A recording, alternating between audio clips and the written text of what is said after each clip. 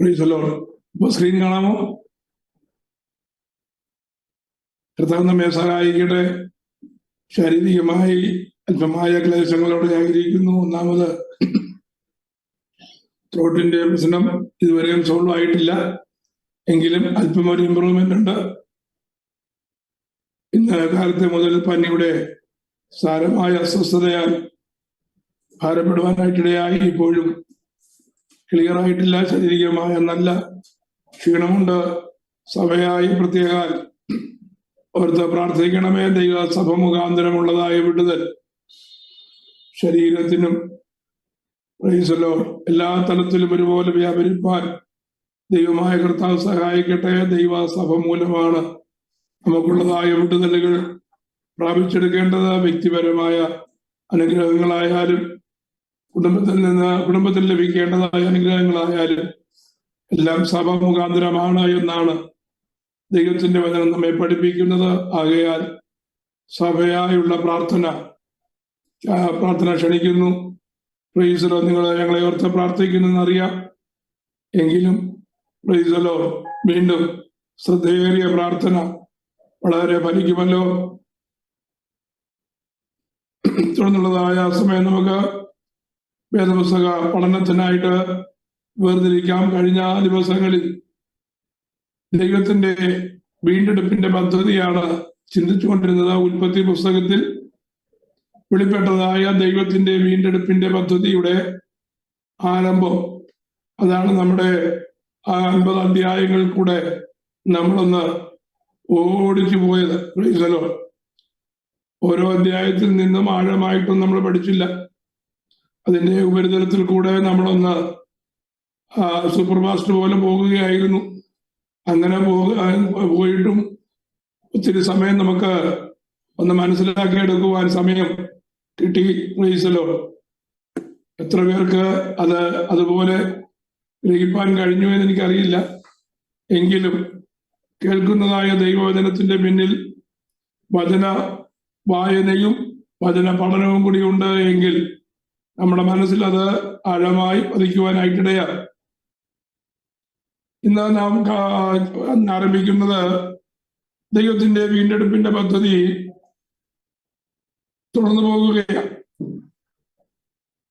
പുറപ്പാട് പുസ്തകത്തിൽ ദൈവത്തിന്റെ വീണ്ടെടുപ്പിന്റെ പദ്ധതി എന്താണെന്നുള്ളതാണ് നമ്മൾ ഇനി ചിന്തിക്കുവാനായിട്ട് പോകുന്നത്. മോശയുടെ തോറായിലെ രണ്ടാമത്തെ പാർട്ടാണ് ഷിമോത്ത് എന്ന് പറയുന്ന പുറപ്പാട് പുസ്തകം. എബ്രായ ഭാഷയിൽ ഈ പുസ്തകത്തിന്റെ പേര് ഷിമോത്ത് എന്നാണ്. പുറപ്പാട് പുസ്തകം നമ്മൾ തുറക്കുമ്പോൾ അത് ഉൽപ്പത്തി പുസ്തകത്തിന്റെ ആരംഭമാണോ എന്ന് ചോദിച്ചാൽ ഉൽപ്പത്തി പുസ്തകത്തിന്റെ തുടർച്ചയാണ്. ഉൽപ്പത്തി പുസ്തകത്തിന്റെ തുടർച്ചയായിട്ടാണ് പുറപ്പാട് പുസ്തകം വരുന്നത്. എന്നാൽ ഉൽപ്പത്തി പുസ്തകം അവസാനിക്കുന്ന ഇടത്തു നിന്നല്ല പുറപ്പാട് പുസ്തകത്തിന്റെ ആരംഭം. ഉൽപ്പത്തി പുസ്തകത്തിന്റെ ഒടുവിലത്തെ വാക്യം ഇതാണ്. 50-ാം അധ്യായത്തിന്റെ 26-ാമത്തെ വാക്യത്തിൽ യോസഫ് 110 വയസ്സുള്ളവനായി മരിച്ചു. അങ്ങനെ യോസഫിനെ അടക്കുന്നതായ വിഷയമാണ് നമുക്ക് ഉൽപ്പത്തി പുസ്തകത്തിൽ വായിപ്പാനായിട്ട് കഴിയുന്നത്. So Joseph died being 110 years old, and they embalmed him, and he was put in a coffin in Egypt. ഇസ്രായേലിലെ ഒരു ശവപ്പെട്ടിയിൽ യോസഫിന്റെ ശരീരം വെക്കുന്നതോടുകൂടിയാണ് ഉൽപ്പത്തി പുസ്തകത്തിന്റെ അവസാനം. പുറപ്പാട് പുസ്തകം ആരംഭിക്കുമ്പോ അവിടെ നമുക്ക് കനാൻ ദേശത്ത് നിന്ന് മിസ്രൈമിലേക്ക് വന്നതായ യോസഫിന്റെ കുടുംബാംഗങ്ങളുടെ പേരും അതിന്റെ വിശദ വിവരവും നമുക്ക് 6 വാക്യങ്ങളിലായി കാണുവാനായിട്ട് കഴിയും. എത്ര പേരാണ് കനാനിൽ നിന്ന് മിസ്രൈമിലേക്ക് വന്നത്, ഏതൊക്കെ കുടുംബങ്ങളാണ്, അവരുടെയൊക്കെ മക്കൾ ആരൊക്കെയാണ്, ആകെ എത്ര പേരുണ്ട് എന്ന് നമുക്ക് ആ വാക്യങ്ങളിൽ കാണുവാനായിട്ട് കഴിയും. പുറപ്പാട് പുസ്തകം അതിന്റെ ആരംഭം എന്ന് പറയുന്നത് ഒന്നാം അധ്യായത്തിന്റെ 7-ാമത്തെ വാക്യമാണ്. ഇസ്രായേൽ മക്കൾ സന്താന സമ്പന്നരായി അത്യന്തം വർദ്ധിച്ച് പെരുകി ബലപ്പെട്ടു, ദേശം അവരെ കൊണ്ട് നിറഞ്ഞു. പുറപ്പാട് പുസ്തകത്തിലെ സംഭവങ്ങൾ ആരംഭിക്കുന്നത് 7-ാമത്തെ വാക്യത്തിൽ നിന്നാണ്. അങ്ങനെയെങ്കിൽ 50-ാം അധ്യായത്തിന്റെ 26-ാമത്തെ വാക്യവും പുറപ്പാട് പുസ്തകം ഒന്നാം അധ്യായം 7-ാമത്തെ വാക്യത്തിനും ഇടയ്ക്കുള്ളതായ സംഭവങ്ങളെ കുറിച്ച് ഒരു ചെറിയ ഔട്ട്ലൈൻ, അതാണ് ഇന്ന് നാം ചിന്തിക്കുവാനായിട്ട് പോകുന്നത്. വേദപുസ്തകം ക്ലിയർ ആയിട്ടുള്ള ഒരു പിക്ചർ നമുക്ക് തരുന്നില്ല. എന്നാൽ നമുക്ക് ഇസ്രായേലിന്റെ ചരിത്രവും അതുപോലെ ഈജിപ്തിന്റെ ചരിത്രവും എല്ലാം കൂടെ നമ്മൾ പഠിക്കുമ്പോൾ നമുക്ക് ഇടയ്ക്കുള്ളതായ കാര്യങ്ങൾ മനസ്സിലാക്കുവാനായിട്ട് കഴിയും. ഹിസ്റ്റോറിക്കൽ ബാക്ക്ഗ്രൗണ്ട് എന്ന് പറയുന്നത് ഓരോ പുസ്തകത്തിനും അതിൻ്റെതായ നിലയിലുണ്ട്. വേദപുസ്തകത്തിലെ പുസ്തകങ്ങൾ പഠിക്കുവാൻ ഞാൻ മുമ്പും പറഞ്ഞതുപോലെ 2 പ്രധാനപ്പെട്ടതായ ബേസ് നമ്മൾ അറിഞ്ഞിരിക്കണം. ഓരോ പുസ്തകത്തെ കുറിച്ച് 66 പുസ്തകങ്ങളെ കുറിച്ച് അതിൽ 66 പുസ്തകങ്ങളുടെയും ചരിത്ര 2 പ്രധാനപ്പെട്ടതായ 2 കാര്യങ്ങളെങ്കിലും നാം അത് ഒരു ചുരുക്കത്തിൽ അറിഞ്ഞിരിക്കണം. ഒന്നാമത്, ഓരോ പുസ്തകത്തിന്റെയും പിന്നിൽ അത് പുസ്തകം എഴുതുവാനുള്ളതായ ഹിസ്റ്റോറിക്കൽ റീസൺ ഉണ്ട്, എന്ന് പറഞ്ഞാൽ ചരിത്രപരമായ കാരണങ്ങളുണ്ട്. അപ്പോ ഒന്നാമത്തെ കാര്യം എന്ന് പറയുന്നത് ചരിത്രപരമായ പശ്ചാത്തലമാണ്. ചരിത്രപരമായ പശ്ചാത്തലം നമ്മൾ മനസ്സിലാക്കിയാൽ ആ പുസ്തകം പഠിക്കാൻ എളുപ്പമാണ്. എന്തിനാണ് ചരിത്ര പശ്ചാത്തലം മനസ്സിലാക്കുന്നത്? മനസ്സിലാക്കിയെങ്കിലേ നമുക്ക് വേദപുസ്തകം കൊണ്ട് പ്രയോജനമുള്ളോ എന്ന് ചോദിച്ചാലല്ല. വേദപുസ്തകത്തിലെ ആത്മീക ദൂതുകൾ അതിൻ്റെതായ നിലയിൽ നമുക്ക് മനസ്സിലാക്കുവാനായിട്ട് കഴിയും. എന്നാൽ ആ ആത്മീക വിഷയത്തിലേക്ക് നടത്തപ്പെട്ടതായ ചരിത്ര സംഭവങ്ങളും കൂടെ മനസ്സിലാക്കുമ്പോഴാണ് അത് എത്രത്തോളം ആപ്റ്റായിട്ടുള്ളത്, എത്രത്തോളം അതിന് അർത്ഥവത്തായിട്ടുള്ളത്, അത് എങ്ങനെയാണ് നമ്മുടെ ജീവിതത്തോട് ബന്ധപ്പെടുത്തുവാൻ കഴിയുന്നത് എന്ന് ആഴമായി പഠിക്കേണ്ടതിന് ചരിത്രപരമായ കാരണങ്ങൾ പുസ്തകത്തെ കുറിച്ച് നമ്മൾ അറിഞ്ഞിരിക്കും. രണ്ടാമത്, ആ പുസ്തകം വേദപുസ്തകത്തിൽ ഉൾക്കൊള്ളിക്കുവാനുള്ളതായ കാരണം അറിയണം. അതിനാണ് എക്സിസ്റ്റൻഷ്യൽ റീസൺ എന്ന് പറയുന്നത്. വേദപുസ്തകത്തിൽ അത് എക്സിസ്റ്റ് ചെയ്യുവാൻ, വേദപുസ്തകത്തിൽ ആ പുസ്തകം ഉൾക്കൊള്ളിക്കുവാനുള്ളതായ റീസൺ, അതാണ് ഈ എക്സിസ്റ്റൻഷ്യൽ റീസൺ എന്ന് പറയുന്നത്. ആയിരക്കണക്കിന് വർഷങ്ങൾക്ക് മുമ്പ് ഭൂമിയുടെ ഏതോ ഭാഗത്തു നിന്ന് ഏതോ ഒരു മനുഷ്യൻ എഴുതിയതായ ബുക്ക്, ആ ബുക്ക് എങ്ങനെയാണ് നമ്മുടെ ജീവന്റെ പുസ്തകമായ, അല്ലെങ്കിൽ നമുക്ക് ജീവൻ തരുന്ന, ആത്മീയമായി നമ്മെ ദൈവത്തോട് അടുപ്പിക്കുന്നതായ വേദപുസ്തകത്തിന്റെ ഒരു ഭാഗമായി തീർന്നത് എന്ന് ചിന്തിക്കുന്നതായ ഭാഗമാണ് അതിന്റെ എക്സിസ്റ്റൻഷ്യൽ റീസൺ എന്ന് പറയുന്നത്. ഇപ്പൊ പുറപ്പാട് പുസ്തകത്തെ സംബന്ധിച്ച് ഈ 2 കാര്യങ്ങളും എങ്ങനെ മനസ്സിലാക്കാനായിട്ട് പറ്റുമെന്ന് ചോദിച്ചു കഴിഞ്ഞാൽ,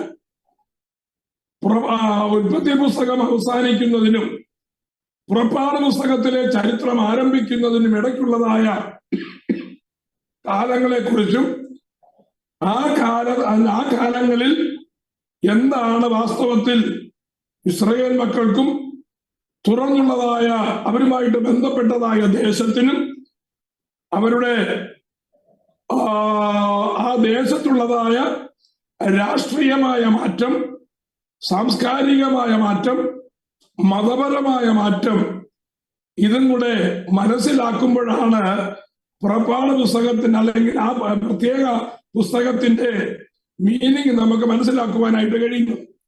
അതുകൊണ്ട് ഉൽപ്പത്തി പുസ്തകം 50-ാം അധ്യായം 26-ാമത്തെ വാക്യത്തിനും പുറപ്പാട് പുസ്തകം 1-ാം അധ്യായത്തിന്റെ 7-ാമത്തെ വാക്യത്തിനും ഇടയ്ക്കുള്ളതായ സംഭവങ്ങളാണ് നാം ഇന്ന് രാത്രിയിൽ ചുരുക്കമായി ചിന്തിക്കുവാനായിട്ട് പോകുന്നത്.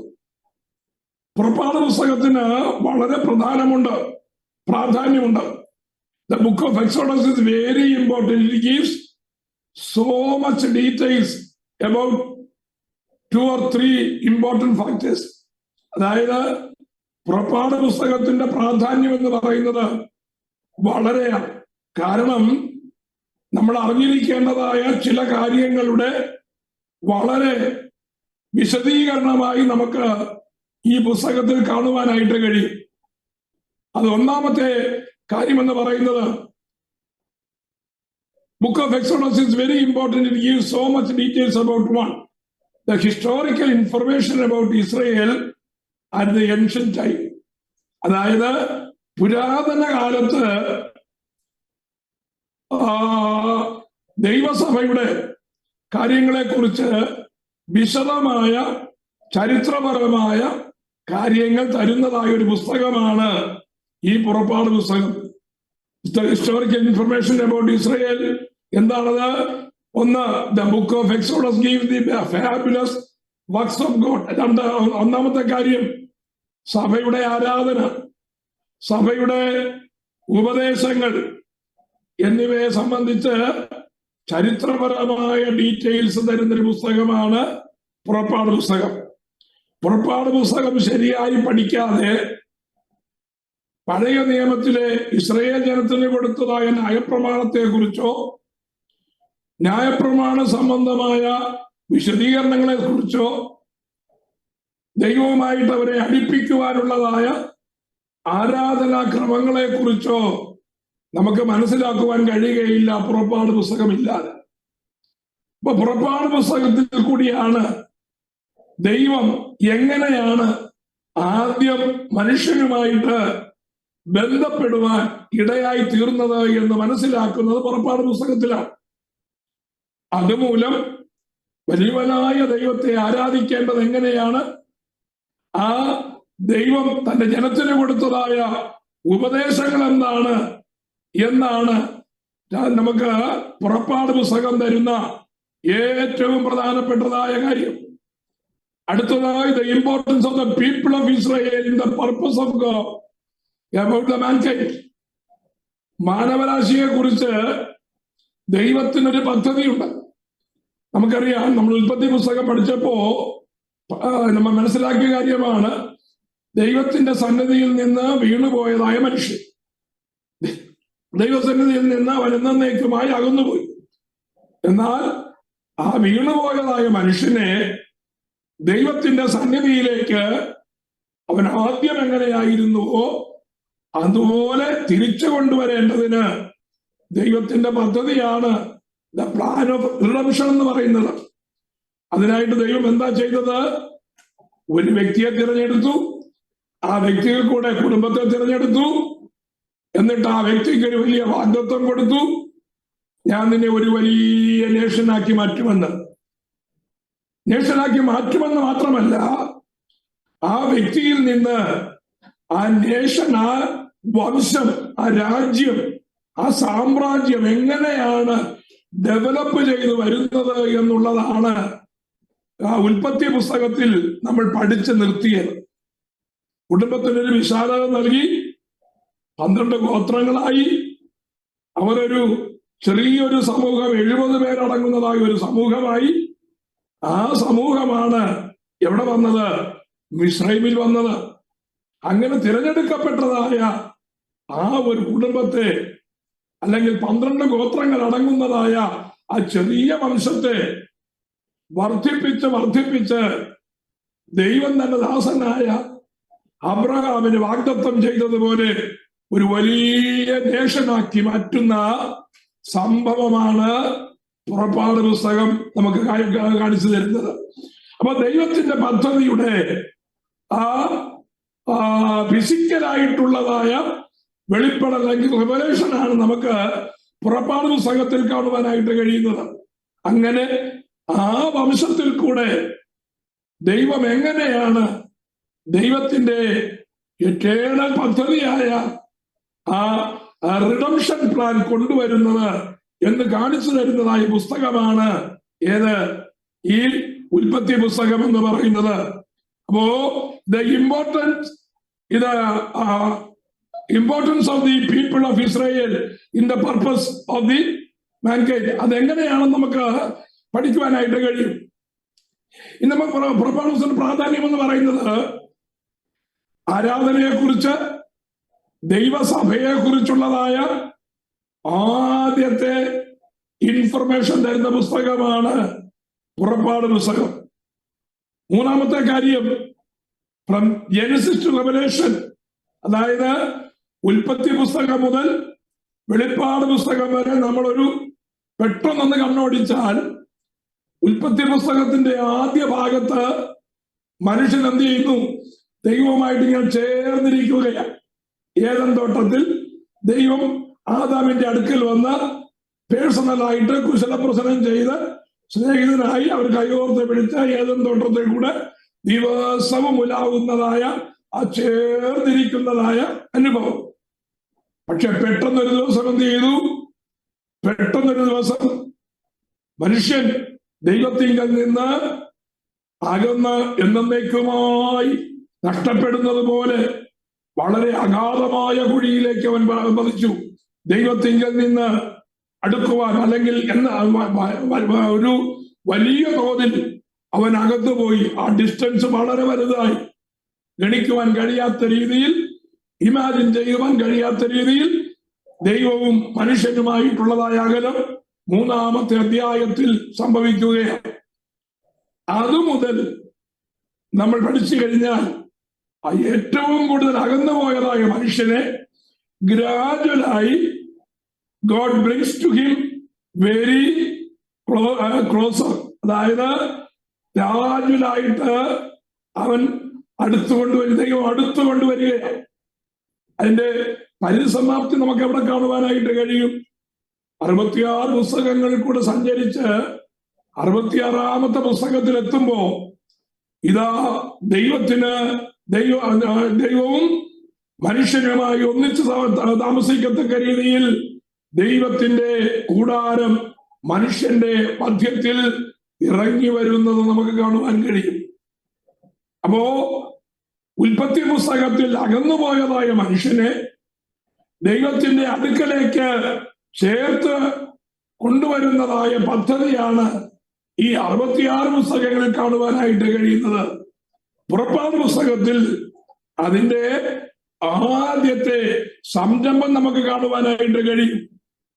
മാത്രമല്ല, അകന്നുപോയതായ മനുഷ്യനും ദൈവവും തമ്മിലുള്ളതായ ഒരു പാലം പുറപ്പാട് പുസ്തകത്തിൽ കാണുവാനായിട്ട് കഴിയും. അത് നമ്മൾ തുടർമാനമായിട്ട് പഠിക്കും. അപ്പൊ പുറപ്പാട് പുസ്തകത്തിന്റെ ഇമ്പോർട്ടൻസ് ആണിത്. രണ്ടാമത്തെ ഭാഗം എന്ന് പറയുന്നത് the historical information about Israel at the ancient time. ഇസ്രയേലിന്റെ പ്രാചീനമായ അല്ലെങ്കിൽ പുരാതനമായ ചരിത്ര വിവരങ്ങൾ നമുക്ക് തരുന്ന ഒരു പുസ്തകമാണ്, അല്ലെങ്കിൽ ഈ പുറപ്പാട് പുസ്തകത്തിൽ കാണുവാനായിട്ട് കഴിയും.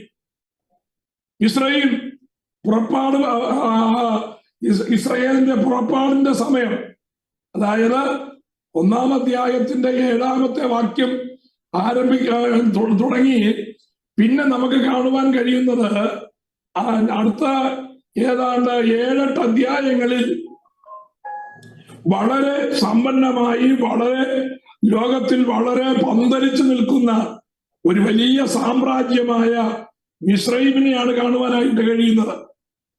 ആ സമയത്ത്, അല്ലെങ്കിൽ മോശയുടെ ആദ്യ കാലഘട്ടങ്ങളിൽ എന്ന് പറഞ്ഞാൽ ഇസ്രായേൽ ജനം മിസ്രൈമിൽ നിന്ന് പുറപ്പെടുന്നത് വരെ ഉള്ളതായ ആ കാലഘട്ടത്തിൽ ഈജിപ്തിന്റെ അല്ലെങ്കിൽ മിസ്രൈമിന്റെ സ്ഥിതി എന്ന് പറയുന്നത് ഒന്ന് രാഷ്ട്രീയപരമായ വിഷയം, 2 സൈനിക ശക്തി എന്നിവയിൽ ഏറ്റവും മുൻപന്തിയിൽ നിന്ന ഒരു സാമ്രാജ്യമാണ് ഏത് സാമ്രാജ്യം? ഈ മിസ്രൈമിയ സാമ്രാജ്യം, അല്ലെങ്കിൽ ഈജിപ്ഷ്യൻ കിങ്ഡം എന്ന് പറയുന്നത്. പൊളിറ്റിക്കലി അതുപോലെ മിലിറ്ററിയിലും ഏറ്റവും കൂടുതൽ ശക്തിയുള്ള, ഏറ്റവും കൂടുതൽ കാര്യപ്രാപ്തിയുള്ള ഒരു സാമ്രാജ്യമായിരുന്നു ഇസ്രയേൽ. മിസ്രൈം. ആ മിസ്രൈമിന്റെ പശ്ചാത്തലമാണ് നമ്മൾ പഠിച്ചു വരുന്നത്. നമുക്ക് ഉൽപ്പത്തി പുസ്തകത്തിലും അതുപോലെ പുറപ്പാട് പുസ്തകത്തിലും കാണുന്ന ഇസ്രയേലിനെ സംബന്ധിക്കുന്നതായ പ്രധാനപ്പെട്ടതായ വ്യക്തികളാണ്: ഒന്ന് യോസഫ്, ഒന്ന് യാക്കോബ്, രണ്ട് യോസഫ്, മൂന്ന് നമ്മുടെ മോശ. ഈ മൂന്ന് പേരുടെയും ചരിത്രങ്ങൾ നമുക്ക് ഉൽപ്പത്തി പുസ്തകത്തിന്റെ അവസാനം തുടങ്ങി പുറപ്പാട് പുസ്തകത്തിൽ കൂടെ പോകുമ്പോ നമുക്ക് കാണുവാനായിട്ട് കഴിയും. അതിൽ യാക്കോബിന്റെയും യോസഫിന്റെയും വിഷയങ്ങൾ ഏതാണ്ട് പുറപ്പാട് പുസ്തകം ആദ്യ അധ്യായങ്ങളിൽ അവസാനിക്കുമ്പോ ചരിത്രപരമായി മോശയുടെ കംപ്ലീറ്റ് ചരിത്രം നമുക്ക് ഇവിടെ കാണുവാനായിട്ട് കഴിയും. മോശയെ കുറിച്ചുള്ളതായ കംപ്ലീറ്റ് ചരിത്രം തരുന്നതായ പുസ്തകമാണ് പുറപ്പാട് പുസ്തകം. പിന്നെ അതുപോലെ കർത്താവായ യേശു ക്രിസ്തുവിനെ കുറിച്ചുള്ളതായ സകല കാര്യങ്ങളും രേഖപ്പെടുത്തിയിട്ടുള്ളതായ ഒരു ചരിത്രകാരനുണ്ട്. ആ ചരിത്രകാരന്റെ പേര് കൊർന്നേലിയോസ് ടാസിറ്റസ് എന്നാണ്. ആ കർത്താവിന്റെ ചരിത്രം എഴുതിയിരിക്കുന്നതായ കൊർന്നേലിയോസ് ടാസിറ്റസ് എന്ന് പറയുന്നതായ ആ ചരിത്രകാരൻ മോശയുടെയും ഇസ്രയേലിന്റെ പുറപ്പാടിനെയും കുറിച്ച് വളരെ വിശദമായി രേഖപ്പെടുത്തിയിട്ടുണ്ട് എന്നുള്ളത് പുറപ്പാട് പുസ്തകം ചരിത്രപരമായി എക്സിസ്റ്റ് ചെയ്തതായ സംഭവങ്ങൾ രേഖപ്പെടുത്തിയിട്ടുള്ളതായ ഒരു പുസ്തകമാണെന്നുള്ളതിന് തെളിവ് തരികയാണ്. അതുകൊണ്ട് തന്നെ മനുഷ്യന്റെ ചിന്തകൾക്ക് അതീതമായി, മനുഷ്യന്റെ ഇമാജിനേഷൻ അതീതമായി അനേക സംഭവങ്ങൾ നമുക്ക് പുറപ്പാട് പുസ്തകത്തിൽ കാണുവാനായിട്ട് കഴിയും. അത് വെറും കെട്ടുകഥയാണെന്ന് പറഞ്ഞ് പഠിപ്പിക്കുന്നതായ, അല്ലെങ്കിൽ പറഞ്ഞ് പരത്തുന്നതായ കിംവദന്തികളുണ്ട്. അതൊരിക്കലും അത് ശരിയല്ല. ചരിത്രപരമായും മറ്റുള്ളതായ തെളിവുകളിൽ കൂടെ പുറപ്പാട് പുസ്തകത്തിലെയും കാര്യങ്ങൾ ജെനുവിനാണ്, ചരിത്രപരമായി സംഭവിച്ചതായ കാര്യങ്ങളാണ് എന്ന് നമുക്ക് കാണുവാനായിട്ട് കഴിയും. ഈ കൊർന്നേലിയോസ് ടാസിറ്റസ് എഴുതിയതായ ചരിത്ര പുസ്തകത്തിൽ യേശുക്രിസ്തുവിനെ കുറിച്ചുള്ളതായ കൃത്യമായ വിഷയങ്ങൾ നമുക്ക് രേഖപ്പെടുത്തിയിട്ടുണ്ട്. യേശു താമസിച്ചിരുന്നതായ വീട് നമുക്ക് ഇന്നും ഇസ്രയേൽ ചെന്നാൽ കാണാം എന്നുള്ളതാണ്. രണ്ടാമത്തെ ഒരു കാര്യം, ഇസ്രയേലിനെ കനാൻ ദേശത്തിൽ നിന്ന് യോസഫ് മുഖാന്തരം മിസ്രൈമിലേക്ക് കൊണ്ടുവന്നതിന് ഒരു പ്രത്യേക കാരണമെന്ന് പറയുന്നത്, അന്ന് മിസ്രൈം എന്ന് പറയുന്നത് ലോകപ്രകാരം വളരെ മുൻപന്തിയിൽ നിന്നതായ ഒരു സാമ്രാജ്യമാണ്. ഏതൊക്കെ കാര്യങ്ങളിലാണെന്ന് നമുക്ക് തുറന്ന് ചിന്തിക്കുവാനായിട്ട് കഴിയും. അപ്പോ വെറും ആടുകളെ മേയിച്ച് നാടോടികളായി നടന്ന ഒരു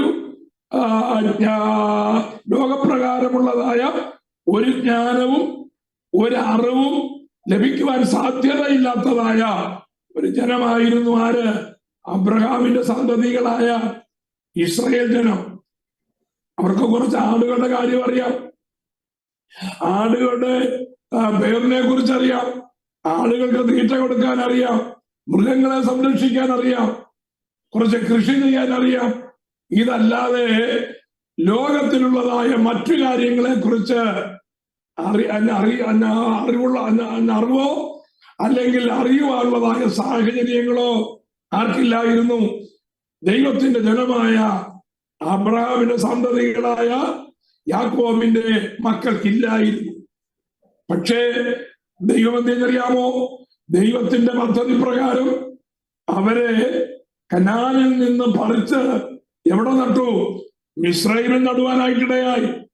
മിസ്രൈമിൽ നട്ടതിന്റെ ഉദ്ദേശം എന്ന് പറയുന്നത് തന്റെ ജനമായ ഇസ്രയേലിനെ ലോകപ്രകാരമുള്ളതായ അറിവിൽ ഉന്നതമായ തലങ്ങളിലേക്ക് കൊണ്ടുവരേണ്ടത് ദൈവത്തിന്റെ ആവശ്യമായിരുന്നു. ഒരു കാര്യം നമ്മൾ മനസ്സിലാക്കണം, ദൈവത്തിന്റെ പദ്ധതി ലോകത്തിന്റെ മുമ്പിൽ വരച്ചു കാണിക്കേണ്ടതിന് തിരഞ്ഞെടുക്കപ്പെട്ടതായ ഒരു വംശമാണ് ദൈവത്തിന്റെ ജനം. അവർ അക്ഷരാഭ്യാസമില്ലാത്തവരായി, അവർ വിദ്യാഭ്യാസമില്ലാത്തവരായി, ലോകജ്ഞാനമില്ലാത്തവരായി, കിണറ്റിലെ തവള എന്നതുപോലെ, നാടൻ ഭാഷയെ പറഞ്ഞാൽ മണ്ടൂപം എന്നതുപോലെ, കിണറ്റിലെ തവള എന്നതുപോലെ ഒന്നും അറിയാത്തവരായിരിക്കാൻ ദൈവം ആഗ്രഹിക്കുന്നില്ല.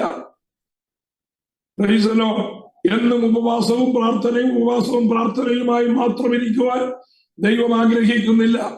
തന്റെ ജനത്തെ കുറിച്ച് അന്നും ഇന്നും ദൈവം ആഗ്രഹിക്കുന്നത് ദൈവം നൽകിയിരിക്കുന്നതായ ലോകജ്ഞാനത്തിലും അതുവഴി ആത്മീക ജ്ഞാനത്തിലും ഉന്നതമായ തലങ്ങളിലേക്ക് തന്റെ ജനം ഉയരണമെന്നാണ് ദൈവത്തിന്റെ ആഗ്രഹം.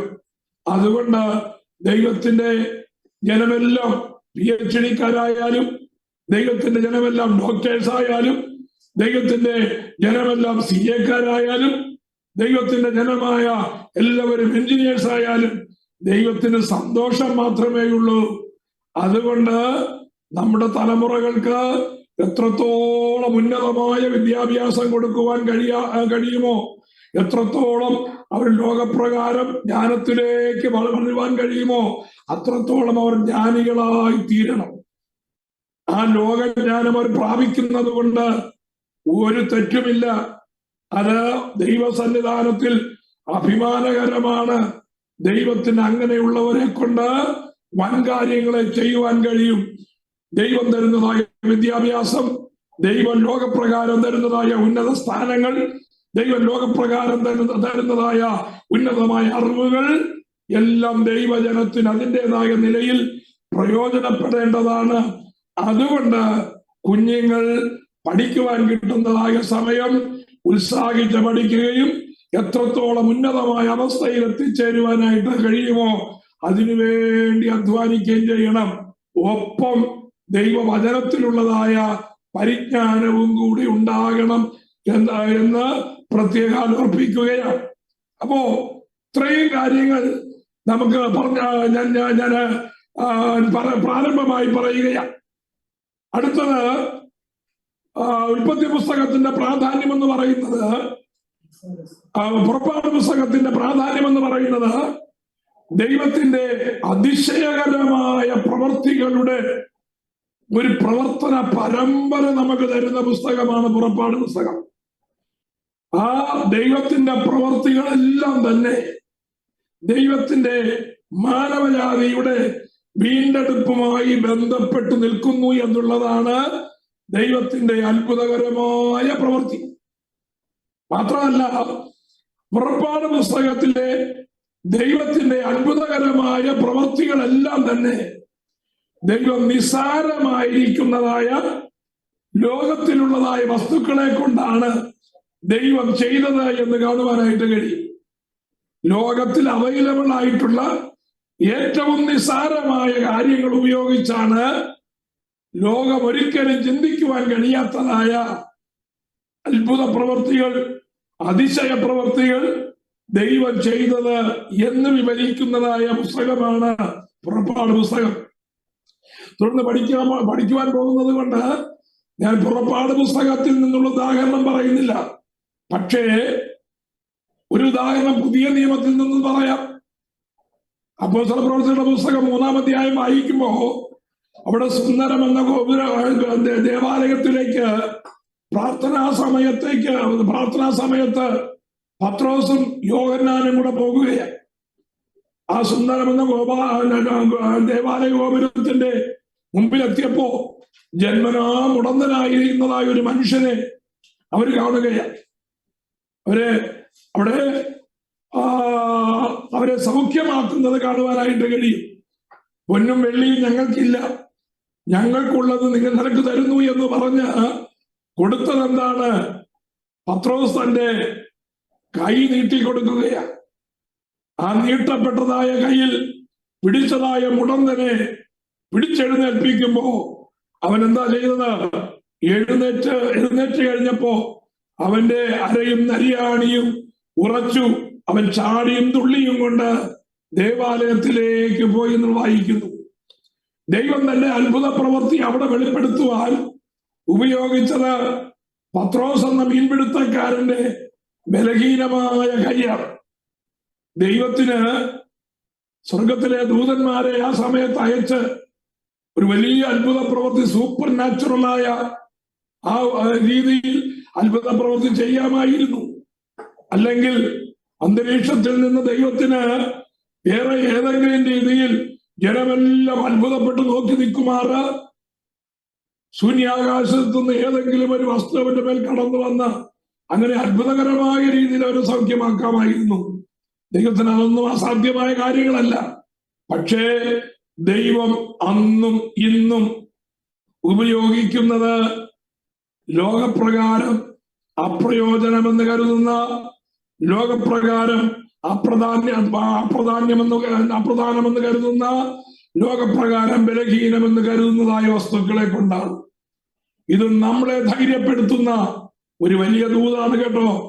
ലോകപ്രകാരം നമുക്ക് അറിവില്ലായിരിക്കും, ലോകപ്രകാരം നമുക്ക് പദവിയോ പത്രാസോ ഇല്ലായിരിക്കും, ലോകപ്രകാരം നമുക്ക് വിദ്യാഭ്യാസമില്ലായിരിക്കും, ലോകപ്രകാരം പറയത്തക്കതായ മേന്മകൾ ഒന്നുമില്ലായിരിക്കും. പക്ഷേ ദൈവത്തിന്റെ ഫാബുലസ് വർക്ക് എക്സിക്യൂട്ട് ചെയ്യുവാൻ ദൈവം ഉപയോഗിക്കുന്നത് എന്നെയും നമ്മെ ഓരോരുത്തരെയും പോലുള്ളതായ ബലഹീനമായ ആൾക്കാരെ കൊണ്ടാണ്. യാതൊരു പ്രയോജനവുമില്ല എന്ന് ലോകം പറയുന്നതായ വ്യക്തികളെ കൊണ്ടാണ് ദൈവത്തിന്റെ അത്ഭുതകരമായ കാര്യങ്ങൾ ചെയ്തെടുക്കുവാൻ ദൈവം എപ്പോഴും എന്ത് ചെയ്യുന്നത്? ഉത്സാഹിക്കുന്നത്. ദൈവത്തിന് സ്തോത്രം. അതെന്തിനാണെന്നറിയാമോ? Finally all the glory and praise has to go to our God, the Heavenly Father. സ്വർഗത്തിലെ ദൈവത്തിന് സകല മാനവും മഹത്വവും പൂർണ്ണമായും ദൈവത്തിന് ചെല്ലേണ്ടതിന് വേണ്ടിയാണ് ദൈവം ഈ ബലഹീന പാത്രങ്ങളെ ശ്രേഷ്ഠമേറിയ കാര്യങ്ങൾക്ക് വേണ്ടി ഉപയോഗിക്കുന്നത്.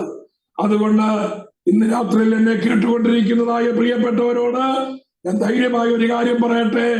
നമ്മുടെ അറിവില്ലായ്മയോ, നമ്മുടെ ബലഹീനതയോ, നമ്മുടെ ഏത് കുറവുള്ളതായ അവസ്ഥയെയും ഓർത്ത് നാം ഭാരപ്പെടേണ്ട കാര്യമില്ല. നാം ദൈവത്തിങ്കൽ പുകഴേണ്ടതിന്, ദൈവം നമ്മെ ഉപയോഗിക്കേണ്ടതിന് ദൈവകരങ്ങളിൽ ഇണങ്ങിയ ആയുധമായി നാം ഏൽപ്പിച്ചു കഴിയുമ്പോ ദൈവം തന്റെ അത്ഭുത പ്രവൃത്തി നമ്മുടെ ജീവിതത്തിൽ കൂടെ വെളിപ്പെടുത്തുവാനായിട്ട് കഴിയും.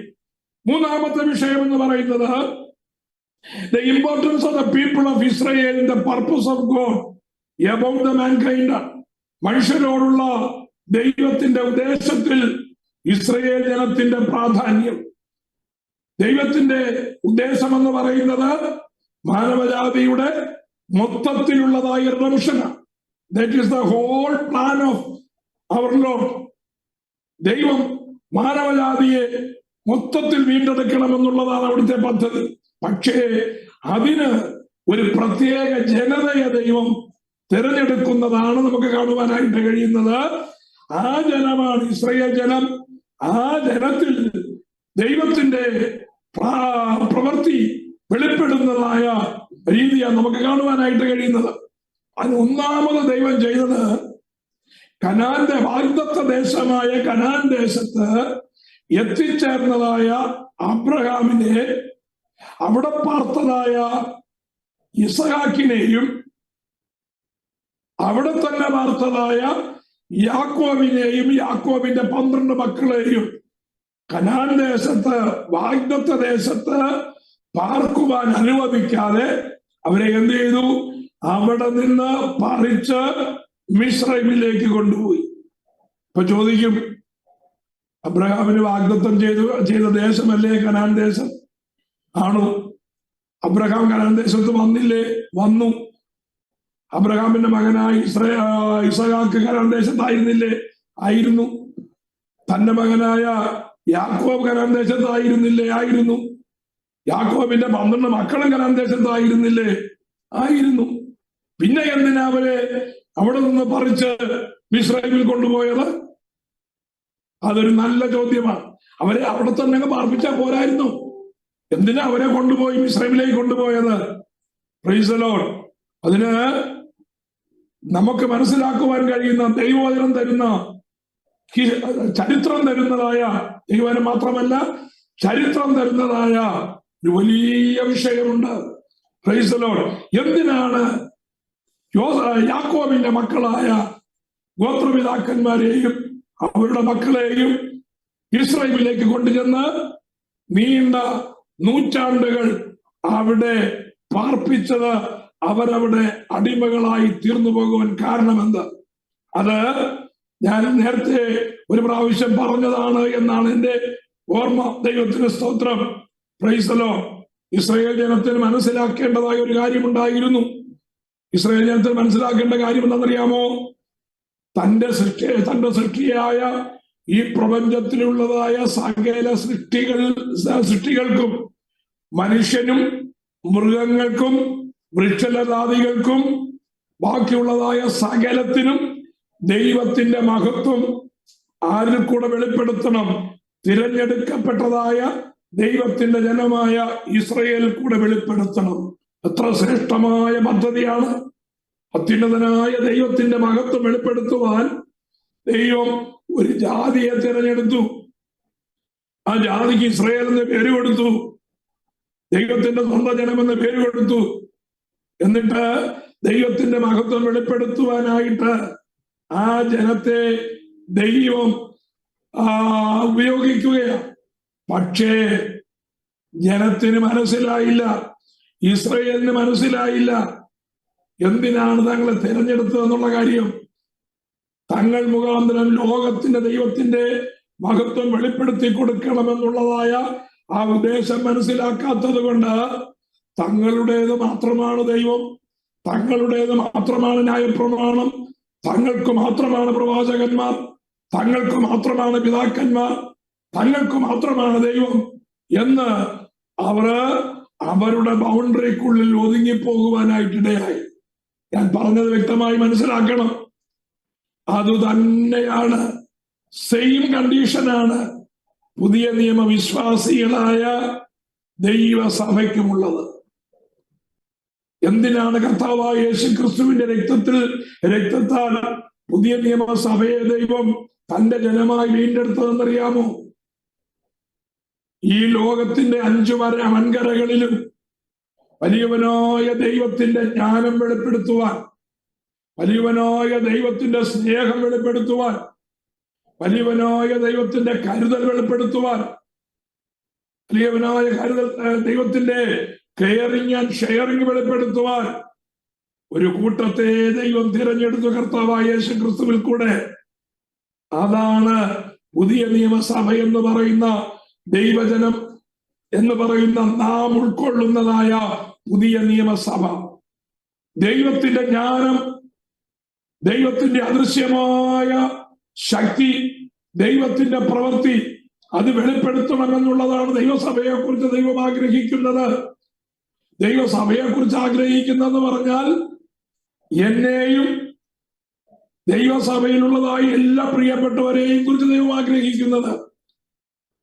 നമ്മുടെ മുമ്പിൽ ഒരു പ്രശ്നം വന്നാൽ ആ പ്രശ്നം കോടതി മുഖാന്തരമല്ല കൈകാര്യം ചെയ്യേണ്ടത്, തമ്മിൽ അടിച്ചല്ല കൈകാര്യം ചെയ്യേണ്ടത്, തമ്മിൽ വഴക്കു പറഞ്ഞല്ല കൈകാര്യം ചെയ്യേണ്ടത്, അസൂയ മൂത്തല്ല കൈകാര്യം ചെയ്യേണ്ടത്, വാശി പിടിച്ചല്ല കൈകാര്യം ചെയ്യേണ്ടത്. ദൈവത്തിന്റെ ജ്ഞാനപ്രകാരം ദൈവമാണ് ആ വിഷയം ഫേസ് ചെയ്യുന്നതെങ്കിൽ എങ്ങനെ ആ വിഷയം സോൾവ് ചെയ്യുമെന്ന് ലോകത്തിന് കാണിച്ചു കൊടുക്കുവാനാണ് ദൈവം തന്റെ സഭയെ തിരഞ്ഞെടുത്തത്. എന്നിട്ട് എന്ത് ചെയ്തു? ദൈവം സഭയിലേക്ക് പ്രശ്നങ്ങളെ അയച്ചു. ആ പ്രശ്നങ്ങൾ നേരിടുമ്പോ ദൈവത്തിന്റെ ജ്ഞാനം അന്വേഷിക്കാത്തതായ മനുഷ്യൻ ലോകജ്ഞാനം അന്വേഷിച്ചുകൊണ്ട് പണമൂല്യം അല്ലെങ്കിൽ ധനമൂല്യം കൊണ്ട് ലോകത്തിന്റെ ജ്ഞാനം കൊണ്ട്, സൈനിക ബലം കൊണ്ട്, സോഷ്യൽ സ്ട്രെങ്ത് കൊണ്ട്, നിയമബലം കൊണ്ട് നേരിടുകയാണ്. പ്രൈസലോ, എത്ര ഭോഷത്വമാണെന്ന് കണ്ടോ. ഇസ്രായേൽ ജനം എന്ത് കാര്യങ്ങൾ വീഴ്ച കാണിച്ചുവോ അതേ കാര്യങ്ങൾ ദൈവസഭയും വീഴ്ച കാണിച്ചുകൊണ്ടിരിക്കുകയാണ്.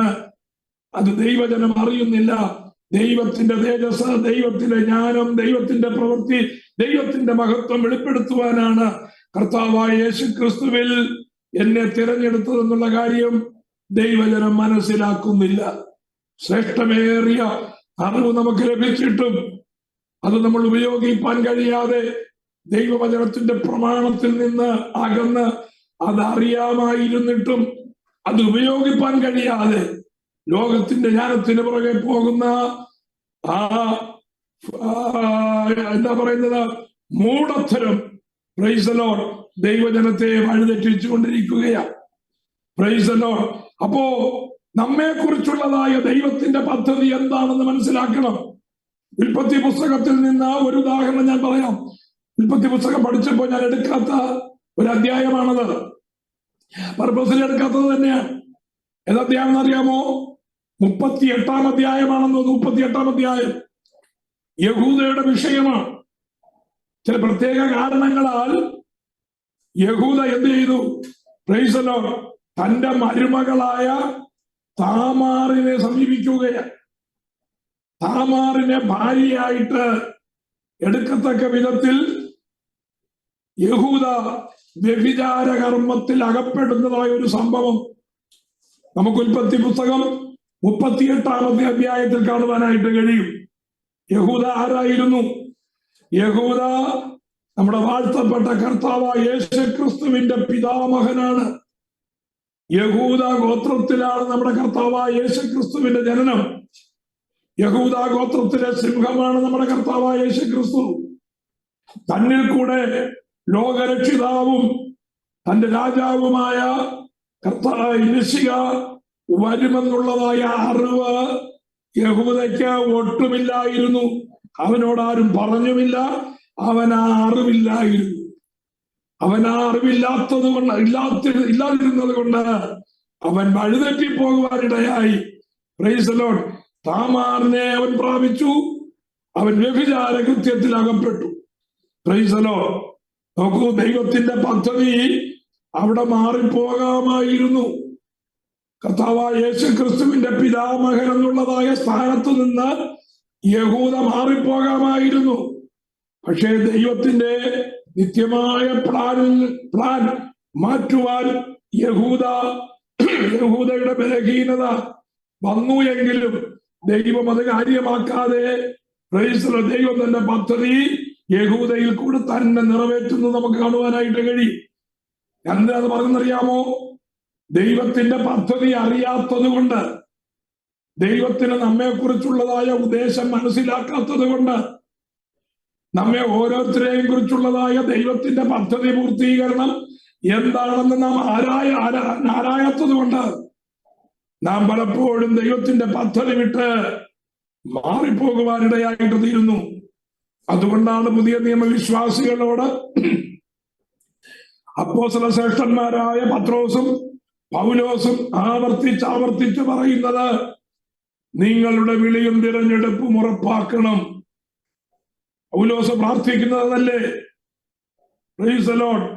നമ്മെ കുറിച്ചുള്ളതായ ദൈവത്തിന്റെ വിളിയുടെ ഉദ്ദേശം മനസ്സിലാക്കുവാൻ ഇടയായി തീരണമെന്ന്, അതിനായി നമ്മുടെ ഹൃദയദൃഷ്ടി തുറക്കണമെന്നാണ് പൗലോസ് തന്റെ വിശ്വാസികളെ ഓർത്ത് പ്രാർത്ഥിക്കുന്നത്.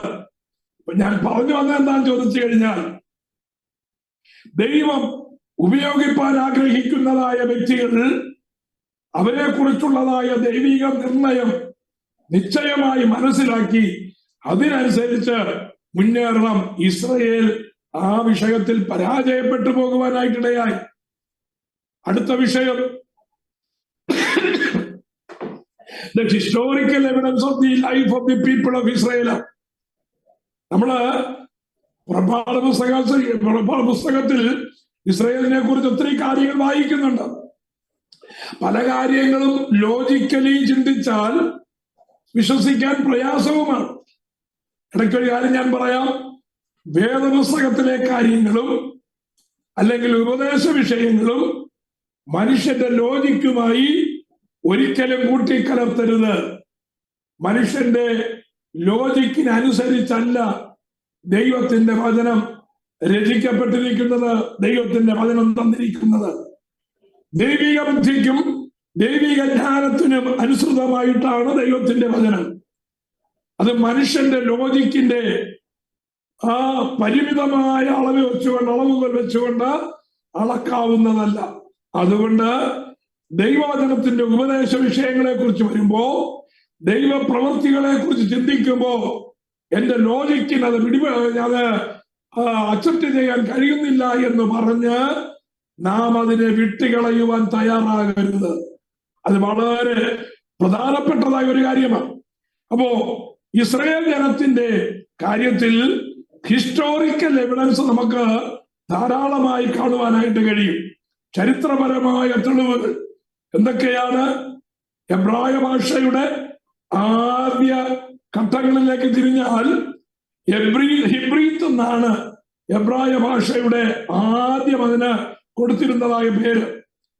അബ്രഹാം മുതലുള്ളതായ ആൾക്കാർ ഉപയോഗിച്ചിരുന്നതായ ആ ഭാഷ നമുക്ക് കാണുവാനായിട്ട് കഴിയും. എവിടെ കാണുവാനായിട്ട് കഴിയും അറിയാമോ?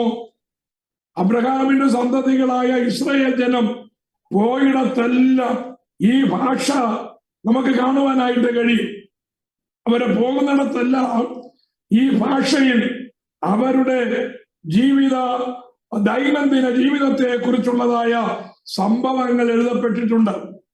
ഉദാഹരണത്തിന്, ഇസ്രായേൽ ജനം മിസ്രൈമിൽ അടിമകളായിരുന്നു.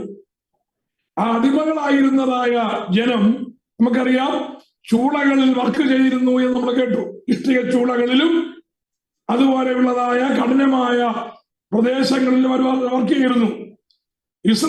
മിസ്രൈമിന് മരുഭൂമിയിൽ, ഷൂർ മരുഭൂമി അതുപോലെയുള്ളതായ മരുഭൂപ്രദേശങ്ങളിൽ അനേക ഖനികൾ ഉണ്ടായിരുന്നു. ഖനി എന്ന് പറയുമ്പോൾ സ്വർണ്ണഖനി ഉണ്ടായിരുന്നു, അതുപോലെ കോപ്പർ മൈൻസ്, ചെമ്പ് ഖനി ഉണ്ടായിരുന്നു, അതുപോലെ വെങ്കൽ ചൂളകൾ ഉണ്ടായിരുന്നു, ഇരുമ്പ് ചൂളകൾ ഉണ്ടായിരുന്നു. അങ്ങനെ അനേക ചൂളകൾ വിവിധ ഇടങ്ങളിൽ മിസ്രൈമിൽ ഉണ്ടായിരുന്നു. ആ ചൂളകളിലെല്ലാം വർക്ക് ചെയ്യാൻ കൊണ്ടുപോകുന്ന, ജോലി ചെയ്യിപ്പിക്കുന്നത് ഇസ്രയേലി അടിമകളെ കൊണ്ടാണ്. അവരവിടെ ചെല്ലുമ്പോ ആ ചൂളയുടെ ഭിത്തികളിൽ അവർക്ക് കിട്ടുന്നതായ ആ അല്പസമയം അവരെ കുറിച്ചുള്ളതായ കാര്യങ്ങൾ ആ ഇബ്രീത്ത് ഭാഷയിൽ ആ ഖനികളുടെ വശങ്ങളിൽ അവർ എൻഗ്രേവ് ചെയ്ത് വെക്കുമായിരുന്നു. അവർ അനുഭവിക്കുന്നതായ വേദനകൾ, അവർക്കറിയാവുന്നതായ കാര്യങ്ങൾ, അവർക്കറിയാവുന്ന പാട്ടുകൾ, ദൈവത്തെ കുറിച്ച് അവർക്കറിയാവുന്നതായ കാര്യങ്ങൾ, അബ്രഹാമിനെ കുറിച്ചും അതുപോലെ അവരുടെ പിതാമഹന്മാരെ കുറിച്ചും അവർക്കറിയാവുന്നതായ കാര്യങ്ങളൊക്കെ അവരെ കിട്ടുന്ന സമയത്ത് അങ്ങനെയുള്ളതായ സ്ഥലങ്ങളിൽ എഴുതി വെക്കുമായിരുന്നു. പക്ഷെ കാലങ്ങൾ കഴിഞ്ഞപ്പോ അതൊക്കെ മൺമറഞ്ഞു പോയി. പക്ഷേ ഏതാണ്ട് 19-ാം നൂറ്റാണ്ടിൽ ബിബ്ലിക്കൽ ജിയോളജി എന്ന് പറയുന്നതായ ശാസ്ത്ര വിഭാഗം ഉടലെടുത്തു. Biblical geology. ആ ബിബ്ലിക്കൽ ജിയോളജി മുഖാന്തരം അവരുടെ, അല്ലെങ്കിൽ ഈ ഈജിപ്റ്റ്, പാലസ്തീൻ മുതലായ സ്ഥലങ്ങളിൽ വൻതോതിൽ ഖനനം, ജിയോളജിക്കൽ സർവേ നടത്തുവാനായിട്ടിടയായി. ഭൂമിക്കടിയിൽ ഭൂഗർഭ ഗവേഷണം നടത്തുവാനിടയായി. അങ്ങനെ ഗവേഷണം നടത്തി ചെല്ലുമ്പോ പലയിടത്തും എൻഗ്രേവ് ചെയ്യപ്പെട്ടിരുന്നതായ ആ പാറകഷ്ണങ്ങൾ, ഭിത്തിയുടെ ഭാഗങ്ങൾ ഒക്കെ ഈ ജിയോളജിക്കൽ സർവേക്കാർ കണ്ടെടുക്കുവാനിടയായി. അവർക്ക് കിട്ടിയതായ ആ ഫലകങ്ങളും ആ തെളിവുകളും കാർബൺ ടെസ്റ്റ് ഉപയോഗിച്ച് അവർ അതിന്റെ പഴക്കം പരിശോധിക്കുകയും അവർ അതിന്റെ കോഡിങ് ചെയ്ത് അത് വായിപ്പാനിടയായി തീരുകയും ചെയ്തത് കൊണ്ടാണ് ഇസ്രയേലിന്റെ എക്സിസ്റ്റൻസിനെ കുറിച്ച് ആധുനിക ലോകത്ത് സംശയാതീതമായ തെളിവുകൾ ലഭിക്കാനിടയായിട്ട് തീർന്നത്. അപ്പോ അത് ഹിസ്റ്റോറിക്കൽ എവിഡൻസ് ആണ്.